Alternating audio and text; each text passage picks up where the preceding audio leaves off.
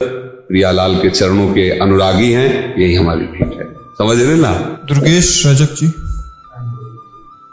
राधा वल्लभ श्री हरिवंश।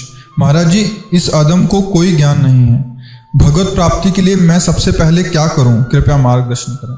आज का सत्संग सुना था क्या? तो आज के सत्संग में इसका उत्तर था, सबसे पहले हमें स्वीकार करना है श्यामा श्याम के सिवा हमारा कोई नहीं है।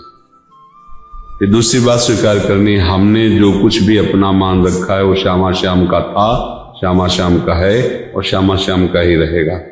इसलिए ना कुछ मेरा है और ना मैं किसी का हूं, मैं श्यामा श्याम का हूं।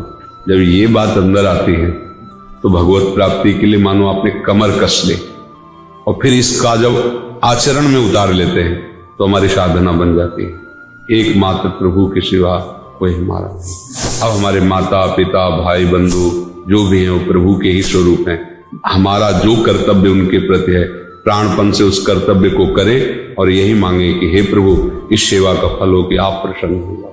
इसी से भगवत प्राप्ति।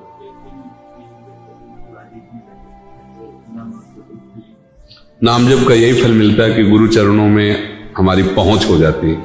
जैसे हम क्या जाने कौन गुरु है हमारे, हम क्या जाने कि हमें कहाँ जा करके उपदेश लेना चाहिए, तो हम पहले नाम जप शुरू करते हैं। तो नाम जिनका शुरू करते हैं वो गुरुदेव ही है, जगत गुरु भगवान श्री हरि। उनका जब नाम जप करते हैं तो वही हमें कृपा करके जिस रूप में स्वीकार करना होता है वहां पहुंच जाते हैं। नाम जप का फल हुआ गुरुदेव की प्राप्ति और गुरुदेव की प्राप्ति का फल हुआ नाम की आसक्ति। अब जी नहीं सकते नाम के बिना। ये कहते हैं नाम बेकार हो गया, तो बिल्कुल गलत बात है, किसी की बात मत मानना। नाम अविनाशी सच्चिदानंद में कभी बेकार नहीं हो सकता, कभी बेकार नहीं हो सकता, कभी किसी की ताकत नहीं। एक बार बोला राधा और इसको कोई नष्ट कर दे, ऐसा कोई पाप नहीं, ऐसा कोई कर्म नहीं, ऐसा कोई देवता नहीं। यह अमोघ अविनाशी सच्चिदानंद में, समझ रहे हो?